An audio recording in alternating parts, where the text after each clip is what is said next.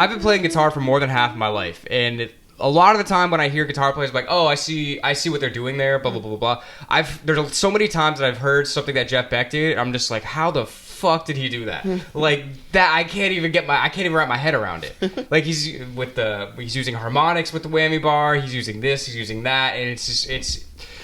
Yeah. His level of feel is unmatched. Yeah. I when I think of one word to describe him, I just think innovation. Like, I see, like, the skies and him just soaring on a freaking guitar. Like, you know what I'm saying? Treating it like an airplane or something. Just going to heights that people just don't go to. Like... It's really cool to just, like, hear the different ways that he's, you know, playing guitar. And at this point, he's kind of, like, eschewing. Is that the right word? Yeah. Using a pick. Yeah. He's not using a pick anymore. Right. He felt like that got in the way with his, like, innovation and his style. Because he was really good at the whammy bar, and he's just really great at making the guitar sing and sound like vocals. Yes. Yeah. And that's another interesting thing, because he didn't do a lot of singing himself, and he didn't really have to, because the guitar did the singing for him. And he said, you know, when you're using a pick, you know, basically your hand is like this, so you're just using the pick. But he was like, all my other fingers, they're just not doing anything. Like, what about us? Yeah, he's like, I should be using my fingers. Like, I can get so many more sounds. I think Pinky works real great. Yeah. So he starts getting into really...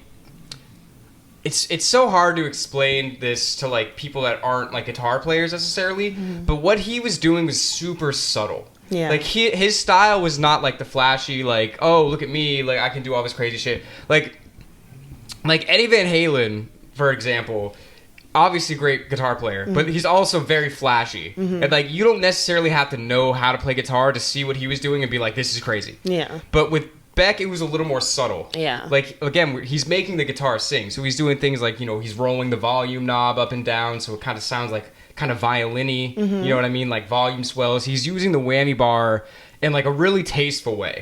Because a lot of people, especially at the time when, like, the whammy bar is relatively new, they'd be using it for these crazy sound effects. They'd be doing, like, like crazy dive bombs and shit. But what he did is, instead of just, like, doing crazy dives, he literally would use it to hit lower notes specifically. So he would, like, incorporate the whammy bar into the melody. Yeah. Like, I wish I had a guitar with a whammy bar so I could kind of, like, demonstrate. I kind of need to get one, actually. But, so yeah, he was doing things and just, like, you really playing guitar in subtle ways that you're not always going to necessarily pick up on if you don't know guitar yourself. Right. And I think that's why he was more of, like, a guitarist. Yeah. You know what I mean? He wasn't necessarily the most popular. With the general public. Yeah. He never got too big on us. Yeah, he never got too big. He never got too big on us because he wasn't really focused on that. No. Like, he was focused on making his guitar playing as best as it possibly can be and as expressive as it could possibly be. Yeah. And then going a little back to his influence, one of them was Roy Buchanan, too, who we just saw play live. And on the internet, not in real life. Yeah. Rest in peace to Roy Buchanan as well. A long time ago, he passed away. But yeah, we saw him on our reaction channel. We actually reacted to Roy Buchanan. We actually get to see him play. And I can see how Roy influenced Jeff, and I can also see with Jeff's, like, sustained notes and those kind of, like, vocal pitches that he's putting on the guitar. I could see how he influenced David Gilmour. Like, you know what I mean? It's, like, crazy. Absolutely. But yeah. Super innovative, going up and down the fretboard, like you were saying. Let's get back to that.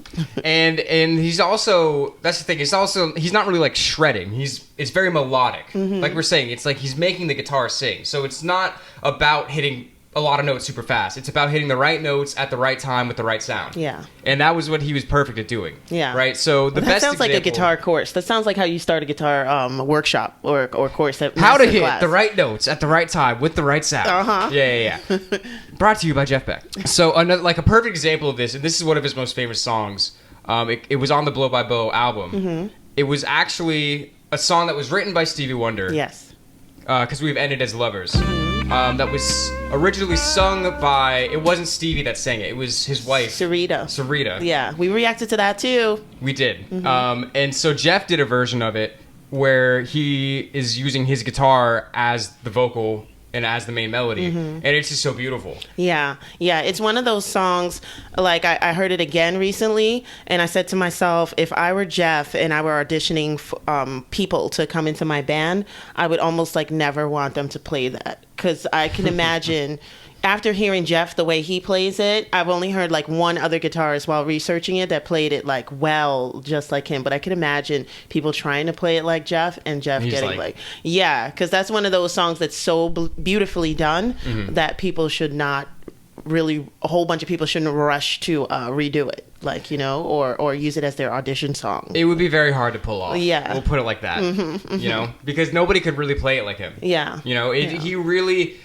That the Stratocaster specifically, he started off playing different kinds of guitars, the Telecaster, you know, Les Paul, whatever. But when he really found the Stratocaster, is when he really felt like the guitar is becoming a part of him. Because for all that don't know, like the different types of guitars, the Stratocaster has a whammy bar on it. Yeah. As opposed to like a Les Paul or a Telecaster, there is no whammy bar. There's no thing that you could press to make the notes sound different like that.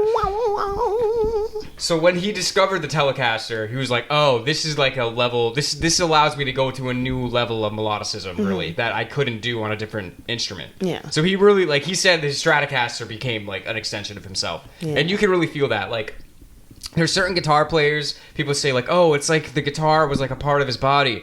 With Jeff, it really was. Yeah. You know what I mean? He really put his whole soul and his whole being into his guitar playing. Absolutely. Jeff constantly innovating. He's always getting better. And everybody was saying, you know, like looking up, he's like, he wasn't a legend that just kind of like rode off his previous success. He was always working to get better his entire life. And people were like, he got better every single year that he was alive, that he was playing. He always got better because that was it. Like, since he was 8 years old, like the guitar is all that he wanted to do, and working on cars. Like, I'd always heard like certain bits and pieces from him, but it's really only lately that I've really started listening to more and more of him and like listening to like full albums from him. And I'm like, oh, now I totally get why everyone talks about him like this, because he was just, the way that he played was just like, there was just so much feel and there's so much emotion, but it's so subtle that if you don't know what he's doing, it's harder to appreciate it. It's some, you know, flashy, you know, 20-minute solo tapping, like all these tips and tricks, whereas like there's just something else to be said about just playing something so beautifully and just like right in the pocket. Yeah. Like something, again, to bring back David Gilmour, like we're talking about this pretty recently. He doesn't play anything more than what he has to do. Yeah. And Jeff Beck is a similar thing.